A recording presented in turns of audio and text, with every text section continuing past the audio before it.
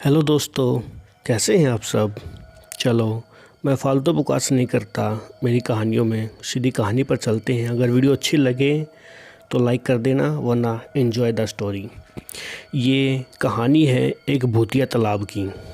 तो काफ़ी पुराने समय की बात है दोस्तों। एक तालाब था जहाँ पे क्या होता था कि शाम होते ही साथ उस तालाब के आसपास कोई नहीं जाता था। चाहे किसी को कितनी प्यास लगी हो, चाहे कुछ भी हो, चाहे आंधी आए, तूफ़ान आए, चाहे कुछ भी हो जाता था, लोग उस तालाब के पास ना ही जाते थे और ना ही उसका पानी पीते थे।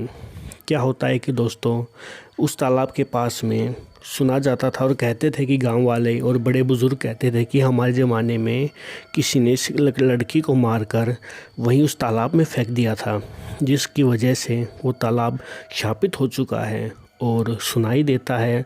और हमारे बड़े बुज़ुर्ग भी कहते थे और आज भी वो कह रहे हैं कि झाड़ियों या उसके आसपास जितना भी एरिया है, शाम होते ही वो लड़की और उस लड़की क्या कहते हैं, उसकी आत्मा वहाँ आकर घूमने लग जाती है। और जो भी उस तालाब पर पानी पीता या उसके आसपास दिखाई देता है, वो पता नहीं रहस्यमय तरीके से वो बंदा, वो आदमी या बच्चा हो, बुज़ुर्ग हो, कोई भी हो, गायब हो जाता है।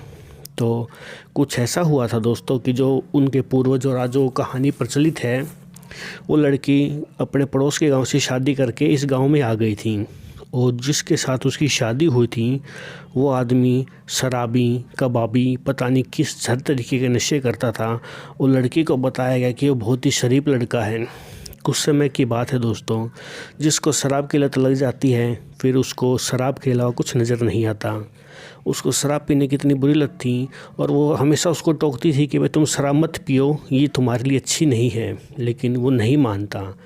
तो एक बार की बात क्या होता है दोस्तों, वो शराबी एक बार बिल्कुल शरीफ बनने का नाटक करता है और उसको उस तालाब के पास ले जाता है और इतनी भयानक तरीके से उसको मारता है नशे में। बस गांव वाले कहते हैं कि जब वो लड़की की लाश मिली थी तो उस लड़की का लाश पहचानना, उसका शरीर, उसका मुंह पहचानने लायक नहीं था, इतनी खौफनाक तरीके से मारा था उसको।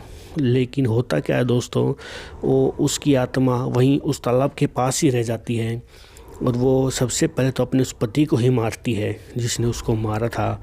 और वहाँ वो एक बार कह भी देती है कि इस तालाब के पास जो भी कोई आएगा या इसका पानी जो भी पिएगा, समझो उसकी ज़िंदगी उसी समय ख़त्म मान के चलो।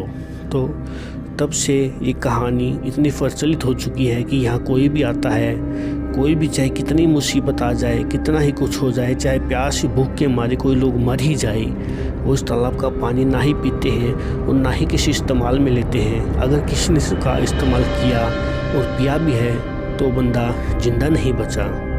तो वो अपने पोते को कहता है कि बेटा, चाहे कुछ भी हो जाए, तुम शहर के बंदे हो, तुम मानोगे नहीं इस बात को, फिर भी मैं तुम्हें कहता हूँ कि चाहे कुछ भी हो जाए, इस तालाब के पास कभी मत जाना। शाम होने के बाद तो इस एरिया के आसपास ही कोई नहीं जाता, तो मैं कहूँगा कि शाम होने के बाद तो तुम बिल्कुल भी इस एरिया के पास मत जाना। और इस पानी तो पीना तो बहुत दूर की बात है, इस पानी के अंदर कुछ भी ऐसी चीज़ें, कुछ भी इस्तेमाल करने लायक कुछ भी ऐसा मत करना जिससे तुम्हें नुकसान हो। और ये बात सत्य है। बहुत से तांत्रिक बाबाओं को बुला के हमने देख लिया, सब विफल हुए, सब ने हाथ खड़े कर दिए कि हम हमारे बस की नहीं। जो ये आत्मा है ये बहुत ही शक्तिशाली है, उसके साथ बहुत बुरा हुआ है, हम भी इसको काबू में नहीं कर पाएंगे। तो हमारा ये कहना है कि आप इस तालाब को बिल्कुल बेसूखा और अनजान ही छोड़ दें, कोई भी इसके पास ना जाए, कोई बोर्ड भी लगा दें ताकि कोई अनजाना व्यक्ति कब बराबर के गांव का आकर को गलती से इसमें कुछ ना कर दे, बेचारा वो बिना बात के ही अपनी जान से जाएगा। तो ये कहानी है दोस्तों उस भूतिया तालाब की। अगर कहानी अच्छी लगी है दोस्तों तो चैनल को सब्सक्राइब करके जाना। अगर यहाँ तक कोई आ चुका है तो वीडियो अच्छी लगी है तो एक प्यारा सा लाइक करके ज़रूर जाना। थैंक यू एंड आपका दिन शुभ हो।